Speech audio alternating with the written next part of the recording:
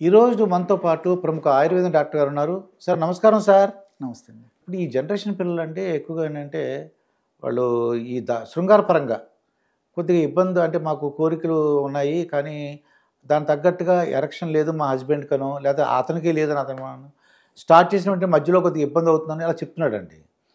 అట్లా మనకి వంటింటి చిట్కాలు కానీ గృహ వైద్యం కానీ ఆ విధంగా కొద్దిగా వీరి పుష్టి అని అంటే అది కానీ లేకపోతే ఎరక్షన్ కానీ బాగా ఉండేలాగా శృంగారపరమైన దాంట్లో ఆ రతి క్రీడలు అవి ఉంటారు కదా, దాంట్లో ఆనందంగా ఉండేలాగా ఇంటింటి వైద్యం అంటే గృహ వైద్యం వంటింటి చిట్కాలు ఏమున్నాయంటారు డాక్టర్ గారు? చాలా చాలా ఉన్నాయండి. అంటే కోటి చిట్కాలు వస్తాయండి. కోటి కోటి ఉన్నాయి. వాటి మీద అవగాహన లేక వాటిని సద్వినియోగం చేసుకోలేక చాలా మంది మరి మానసికంగా ఇబ్బంది పడుతున్నారు, శారీరకంగా ఇబ్బంది పడుతున్నారు. ఈ యొక్క ప్రభావం చేత మరి భార్యాభర్తల మధ్యలో ఉన్నటువంటి ఈ యొక్క అనుబంధాలు కూడా కొన్ని సందర్భాల్లో మరి ఇబ్బంది పడేటువంటి దాంపత్యమైన సంబంధించిన ఇబ్బందుల వల్ల భార్యాభర్తల మధ్యలో మంచి అనుబంధాలు కూడా దెబ్బతినేటువంటి అవకాశం ఉంటుంది. ఈ ప్రభావం చేత కుటుంబం మీద తర్వాత సమాజం మీద కూడా పడుతుందండి. సో ఈ యొక్క సమస్య వాళ్ళిద్దరి మధ్యలే కాకుండా క్రమక్రమంగా ఇంత ఒటుడింత అయినట్లు మరి కుటుంబం మీద, బంధువర్గం మీద, సమాజం మీద కూడా పడుతుందండి. కాబట్టి దేహధర్మంలో భాగంగా, జీవధర్మంలో భాగంగా శృంగారం అనేది సర్వసాధారణం అండి. సో రతి క్రీడ, శృంగారం అనేది ప్రతి జీవికి ఉన్నటువంటిదే. ఈ మధ్యన విడాకులు కూడా పెరిగి ఏమంటున్నారంటే అంటే నన్ను పట్టించుకోడు, నాతో ఉండడు అన్న చిన్న మాట చెప్తున్నారు. దాన్ని బట్టి మనకు అర్థం అవుతుంది. అప్పుడు ఎగ్జాక్ట్ నాతో ఉండడు, నన్ను పట్టించుకోడు అన్న మాట దాన్ని బట్టి నాకు అర్థం అవుతుంది అనమాట. నిజమేనండి. సో ఇలాంటి సమస్యలన్నీ వస్తున్నాయండి. సో శృంగారపరమైనటువంటి సమస్యలు అనేసరికి మగవాళ్ళకు సంబంధించినటువంటి, పురుషులకు సంబంధించినటువంటి అంశాల గురించి మనం ఆలోచించినట్లయితే అండి, ప్రధానంగా స్థూలంగా మనం ఒక 3-4 చెప్పుకోవచ్చండి. ఓకే. అంటే కొంతమందికి శృంగారానికి సంబంధించినటువంటి ఆసక్తి, కోరికలే ఉండవండి. అసలు శృంగారం మీద కోరుకున్నప్పుడే మిగతా కార్యక్రమాలు 1 by 1 జరిగిపోతాయి. ఆ కోరిక అనేదే ఉండకపోవడం ఒకటి. కొంతమందికి ఎప్పుడో అడపదడప అండి, ఇప్పుడు 15 రోజులకు, నెలకు, 2 మాసాలకు, 3 మాసాలు కూడా వచ్చేటువంటి పరిస్థితి ఏర్పడుతుంది. సో శృంగార కోరికలు అనేవి సన్నగిల్లిపోవడం కానీ, అసలు లేక క్రమంగా తగ్గిపోవడం కానీ జరిగేటువంటి పరిస్థితి కొంతమంది ఉంటుంది. అది ఎందుకు ఏమిటో కూడా చెప్తారు కానీ చెప్తాను.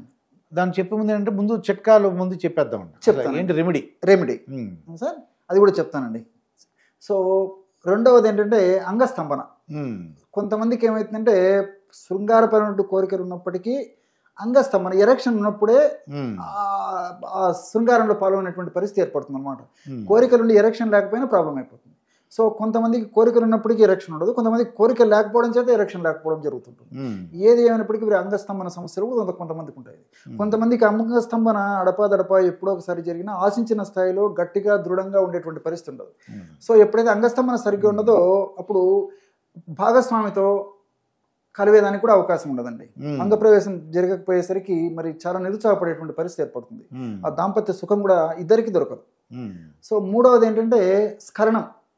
అంటే కొంతమందికి ఏదో ఊహించుకుంటారు, ఎంతో ఎంజాయ్ చేయాలి, ఎంతో హ్యాపీగా ఉండాలి, హ్యాపీ అంతంత అని చెప్పేసి ఎంతో ఊహించుకొని తీరా అక్కడికి పోయేసరికి కొంతమందిలో అయితే స్పర్శ తగిలిన వెంటనే శుక్రస్ఖలనం జరిగిపోతుంది. స్త్రీ యొక్క భాగస్వామి యొక్క స్పర్శ తగిలినంత వెంటనే వీర్యమైపోయే చ్యుతం అంటే స్ఖలనం అయిపోయి చాలా నిరుత్సాహానికి ఇద్దరు గురైపోయేటువంటి పరిస్థితి ఏర్పడుతుంది. కొంతమందిలో అంగప్రవేశం జరగ లోపలే ఈ యొక్క పతనం, శుక్రస్ఖలనం జరిగితే కొంతమందిలో అసంతృప్తిగా జస్ట్ 2-3 స్ట్రోక్స్ ఇచ్చేసరికి అసంతృప్తి, దానివల్ల ఇద్దరు కూడా చాలా డిసప్పాయింట్ అయ్యేటువంటి పరిస్థితి ఏర్పడుతుంది. ఇది ఒకటి. తర్వాత భావప్రాప్తి. సో ఆర్గానిజం, ఈ 3 సరిగ్గా ఉన్నప్పుడే ఇద్దరికి సంతృప్తికరమైనటువంటి భావప్రాప్తి జరుగుతుంది. లేకపోతే ఒకరికి భావప్రాప్తి జరిగినా ఇంకొకరికి భావప్రాప్తి జరగదు అనమాట. సో ఆర్గాజం అంటారు అనమాట. జనరల్ మగవాళ్ళు ఆడపైన చూసుకుంటాడు. ఎగ్జాక్ట్లీ. ఇంకా ఆడవాళ్ళని పట్టించుకోవడం తప్పండి, తప్పు. అందుకే దేహధర్మాలు అని చెప్పాను కదండి. అందులో దేహధర్మాల ప్రకారము, జీవధర్మాల ప్రకారము మగవాడు త్వరగా టెంప్ట్ అయిపోతాడండి. మనిషి అలా కాదు. అంటే వాళ్ళ శరీర నిర్మాణం కానీ, దేహధర్మాలు కానీ, వాళ్ళ ఉన్నటువంటి రసాయన పదార్థాలు ఉత్పత్తిలో హెచ్చుతగ్గులు కానీ, స్త్రీ అలా ఉండదు. కాబట్టి స్త్రీని కూడా ఈ యొక్క దాంపత్య సుఖానికి సమాయత్తపరిచేసేసి దాంపత్యంలో పాల్గొన్నప్పుడే ఇద్దరికి సుఖవంతమైనటువంటి దాంపత్య జీవితం దొరికేదానికి అవకాశం ఏర్పడుతుంది. కానీ అవును. ఏదో వీళ్ళు ఆ టెంప్ట్ కోసం ఆతృత పడి వెంటనే చేసేస్తే మరి అది అసంతృప్తికరంగా ఉండేటువంటి పరిస్థితి ఏర్పడుతుందండి. సరే, ఏదేమైనప్పటికీ మన ప్రజలకు కావాల్సింది ఏంటంటే వీటికంటే కూడా సమస్యకు పరిష్కారం. అది పరిష్కారం ఏంటి? ఇవన్నీ సరే అండి, చాలా ఉంటాయండి. ముందు మాకు ఈ సమస్య పరిష్కారం కావాలని చెప్పేసి మన వాళ్ళు ఎదురు చూస్తుంటారండి. మరి మీరు ఫస్ట్ లోనే అడిగారు, అది సరే అవగాహన నిమిత్తం ఎన్ని చెప్పాను నేను. దీనికి దానిమ్మ చాలా బాగా పనిచేస్తుంది. దానిమ్మ గింజలు చాలా అంటే రేట్ ఎక్కువ అని అనుకుంటుంటే ఎక్కువ మంది.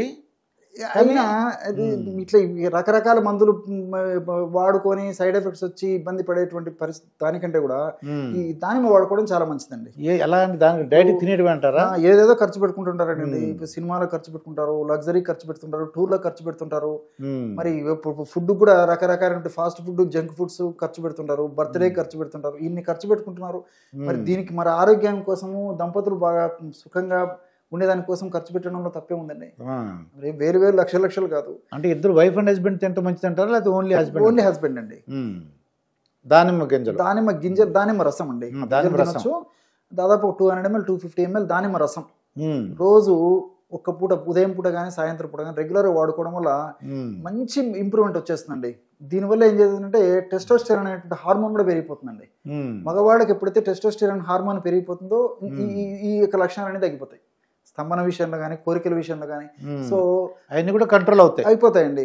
ప్రూవ్ కూడా అయిందండి. ఆ సమస్యలన్నీ తీరతాయి. పరిశోధనలో కూడా నిరూపితమైంది అనమాట. ఇది ఏదో నేనేదో దానిమ్మ పండ్ల ప్రస్తావన వచ్చింది కాబట్టి చెప్పడం అని కాకుండా దానిమ్మ గింజలు ఈ పద్ధతిలో వాడుకోవడం వల్ల కేవలం టెస్టోస్టెరాన్ అనేటువంటి హార్మోన్ పెంచడమే కాకుండా దీని యొక్క మరొక ప్రత్యేకత ఏంటంటే ఇందులో ఉన్నటువంటి కెమికల్స్ వల్ల పురుషాంగానికి రక్త సరఫరాను విపరీతంగా పెంచేస్తుందండి. దానిమ్మ ఉన్నటువంటి కెమికల్స్ ఏంటంటే రక్త ప్రసరణ జరిగితే అక్కడ బాగుంటుంది. అది అంతే కదండి. ఎప్పుడైతే రక్త ప్రసరణ జరుగుతుందో అప్పుడు ఏదో దొండకాయలాగా మిరపకాయలాగా ఏలబడినటువంటి ఈ పురుషాంగము రక్త సరఫరా జరగడం వల్ల స్తంభించిపోతుందండి, గట్టిగా ఉంటుంది అనమాట. ఆ విధంగా బ్లడ్ సర్క్యులేషన్ బాగా జరిగేందుకు దానిమ్మ రసం ఉపయోగపడుతుంది. టెస్టోస్టెరాన్ అనేటువంటి హార్మోన్ ఉత్పత్తికి దానిమ్మ ఉపయోగపడుతుంది. కాబట్టి మల్టిపుల్ బెనిఫిట్స్ ఉంటాయి, అన్ని సైడ్ బెనిఫిట్స్ ఉంటాయి, ఎలాంటి సైడ్ ఎఫెక్ట్స్ ఉండవు, ఎన్నాళ్ళు వాడినప్పటికీ ఎలాంటి ఇబ్బంది ఉండదు. చాలా అద్భుతంగా పనిచేస్తుందండి. రకరకాల మందులు వాడుకోకుండా ఇది ఈ పద్ధతి ప్రకారం నేను చెప్పిన పద్ధతి వాడుకోవడం వల్ల ఈ పురుషులకు సంబంధించినటువంటి ఈ యొక్క శారీరకమైన సుఖాలకు సంబంధించినటువంటి ఈ యొక్క ఇబ్బందులన్నీ కూడా తొలగిపోతాయండి. అయితే డాక్టర్ గారు ఏదైనా మార్కెట్లో దొరికే మందులు ఏమైనా తక్కువ ఆయుర్వేద పరంగా తక్కువ రేటుకి ఏమైనా ఉన్నాయంటారా? మార్కెట్లో దొరికేవి రకరకాలుగా మందులు ఉన్నాయండి. ఈ మార్కెట్ కొద్దిగా అంటే సామాన్య ప్రజానికి కూడా ఉపయోగపడేవి. ఆ ఎఫర్ట్ అంటే వాళ్ళు పెట్టగల శక్తి ఉండాలి.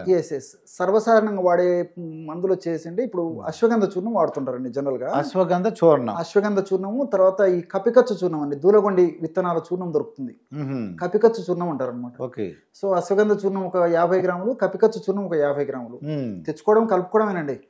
రెండు మార్కెట్ లో దొరుకుతాయి. ఆ రెండు ఎలా అండి, ఎలా కలుపుకోవాలంటారు? ఈక్వల్ కలుపుకోవాలండి.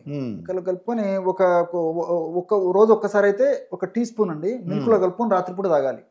రాత్రిపూట తాగాలి, రెండు కలిపి పెట్టుకోవాలండి ఒకసారి. సో 2 కలిపి పెట్టుకుని 1 టీ స్పూన్ రాత్రి 1 కప్పు మిల్క్ లో తాగి పడుకుంటే సరిపోతుంది పడుకునేటప్పుడు. లేకపోతే దీన్ని 2 times వాడుకోవాలంటే 1/2 teaspoon morning, 1/2 teaspoon night వాడుకోవాలండి. ఈ విధంగా వాడుకోవడం వల్ల ఈ యొక్క ఇవన్నీ తగ్గిపోతాయండి. తర్వాత షుగర్ లేకుండా ఉండి, వెయిట్ లేకుండా ఉండి, వాళ్ళకు ఇతర ఎలాంటి ప్రాబ్లమ్స్ లేకుండా, అంటే గుండె జబ్బులు కానీ, తర్వాత ఈ కొలెస్ట్రాల్ సమస్యలు కానీ లేకపోతే అశ్వగంధ లేహ్యం కూడా దొరుకుతుందండి. స్వీట్గా ఉంటుంది.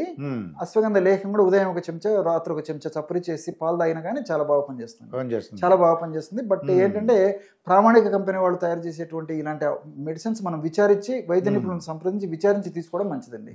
దీనికి తగ్గ మనశ్శాంతితో ఉండాలి, హాయిగా. అంటే మనసులో చెడు ఆలోచన అంటే ఏంటి, సమస్యలు ఏం లేకుండా, అంటే కుటుంబ సమస్యలు అవి ఆ టైంలో కుటుంబ సమస్యల గురించి ఆలోచించడం ఉండకూడదండి. ఇంకోటి ఏంటంటే వాళ్ళు ఎక్సర్సైజ్ కూడా ఒక 1 hour ఎక్సర్సైజ్ చేయడం, రాత్రులు 1 hour కరెక్ట్గా అంటే 8 hours పడుకోవడం, ఇవన్నీ చేసినట్లయితే మానసిక ప్రశాంతత ఉండాలి ముందు. ఎగ్జాక్ట్లీ మానసిక ప్రశాంతత ఉండాలి. వైఫ్ లేకపోతే హస్బెండ్ పార్ట్నర్ ఇద్దరు కూడా ఇష్టపూర్వకంగా ఉండాలి, సంతోషంగా ఉండాలి. సంతోషం మెయిన్ ఇంపార్టెంట్ నాకు అనిపిస్తుంది. ఎగ్జాక్ట్లీ. ఒకరికొకరు సహకారం చాలా అవసరం అండి. అవునండి. ఇప్పుడు దాంపత్య ధర్మం అనేది పెళ్ళంటే 100 ఏళ్ల పంట అంటారు. సో ఒకరికొకరు మరి మిగతా సమస్యలు వచ్చినప్పుడు ఒకరికొకరు కష్టం సుఖాన్ని పంచుకున్నట్లే ఇలాంటి సమస్య ఎదురైనప్పుడు కూడా మరి ఒకరికొకరు కోఆపరేషన్ చేసుకుని ఆ సమస్య నుంచి బయటపడేందుకు ప్రయత్నం చేస్తే చక్కటి దాంపత్య జీవితం వాళ్ళ సొంతం అవుతుందండి. ఈయన ప్రముఖ ఆయుర్వేదం డాక్టర్ గారు మనకు తెలుసు, వంటింటి చిట్కాలు చెప్తుంటారు తెలుసు మనకి. డాక్టర్ చిట్టిబొట్ల మధుసూదన్ శర్మ గారు, ఈయన పేరు మనందరికీ తెలుసు. మరొక వీడియోతో మీ ముందుంటాను. మీ మాస్టర్ దుర్గా ప్రసాద్. నమస్కారం. నమస్తే.